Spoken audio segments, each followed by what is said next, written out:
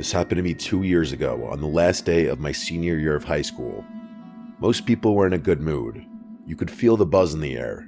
Teachers were saying their goodbyes, students were signing yearbooks, people were tossing notebooks into the trash and blasting music in the parking lot. For most people, that last day was the closing of a chapter, but for me, it became something I still have nightmares about. I was one of the last people to leave the school that day. My mistake was staying late even though I didn't really need to. Our school had this annoying rule that if you had any overdue library books or unreturned equipment, you couldn't walk at graduation. I had forgotten to return a graphing calculator from math class, so after final period, I went back to my math teacher's room to drop it off. That was around 3:30 p.m. Most people were already gone. The halls were basically empty, and a lot of classroom doors were shut and locked. The school had that creepy, echoey silence it gets when there aren't a lot of people in it. I passed a few underclassmen who were finishing up makeup tests, but other than that, the building was basically dead. I got to the math wing, and as I turned the corner near the lockers, I noticed someone standing in the middle of the hallway. It was a janitor, or at least that's what I assumed, but something about him felt off. He wasn't sweeping or moving any equipment, he was just standing there completely still.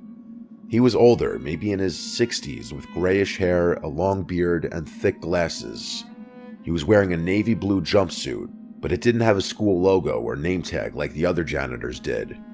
He just stared at me without blinking or saying a word.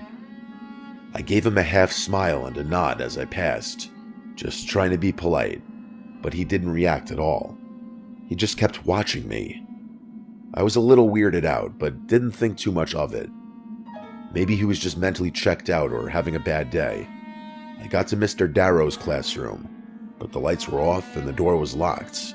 I figured he had already gone home. That's when I remembered that the side door to his classroom sometimes stays unlocked. There was a small courtyard behind the building where some of the staff would go for smoke breaks, and the door from outside usually opened without a key, so I decided to try that way instead. I backtracked and took the side hallway toward the courtyard. The whole time, I couldn't shake the feeling that someone was behind me. The halls were quiet, but every now and then, I thought I heard footsteps. Slow, heavy ones, just out of sync with mine. I turned a few times, but didn't see anyone. When I got to the courtyard door, I stepped outside and immediately glanced around. No one. I went over to the side entrance, and just like I thought, it opened. I slipped into the dark classroom and placed the calculator on Mr. Darrow's desk. That's when I heard the door click shut behind me. I spun around, and the janitor was standing there, holding something in his hand. It was long, metal, and looked almost like a small crowbar at first. But then I saw the blade. It was one of those carpet knives with the retractable razors. He didn't say a word, just stared at me. I asked him what he was doing, but he didn't respond. Instead, he reached back and locked the door behind him, still keeping eye contact. That's when it hit me. This guy wasn't a janitor. My heart was racing. I took a step back, my eyes darting around the classroom for anything I could use. Desks, chairs, a whiteboard marker, nothing that would help. He started walking toward me slowly. I grabbed one of the student chairs and threw it at him as hard as I could. It hit him in the shoulder and he dropped the knife.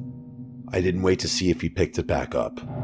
I ran for the front door of the classroom and yanked it open. I ran into the hallway full speed and didn't look back.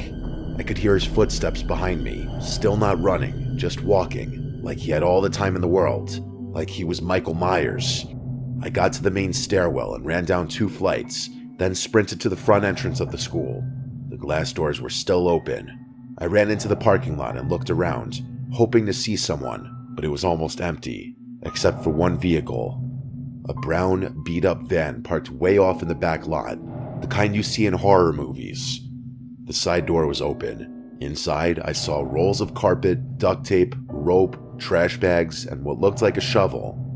I didn't stop moving. I ran off the school property, across the street, and down the sidewalk until I reached the gas station about 4 blocks away. I ran inside, practically screaming at the cashier to call 911. The cops showed up fast, probably less than 5 minutes later. I told them everything.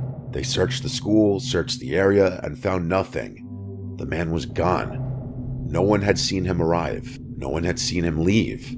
When they checked the security footage for the back hallway and the courtyard, they found that the cameras had been disabled. The school swore up and down they didn't have any substitute janitors working that day. They couldn't even confirm if he'd ever been hired. As for the van, it vanished. No plates, no matches, no trace. I spent the rest of the day at the police station. They took my statement, but it didn't feel like anyone really believed me. Like they thought I had imagined parts of it, or maybe I was exaggerating. I went to graduation a week later, but it felt hollow. I spent the whole time looking over my shoulder. I kept expecting to see him in the crowd, standing by the bleachers, or waiting by my car, but he never showed. The school increased security after that. They installed new locks and replaced the cameras. But no one ever caught him. He never came back, or if he did, I never saw him. I realized how close I had come to being taken, and I don't think I was the first person he tried it with. The van, the knife, the message. He came prepared. He knew the layout of the school. He knew when the halls would be empty, and he knew the staff door was unlocked. That wasn't random. That was practiced.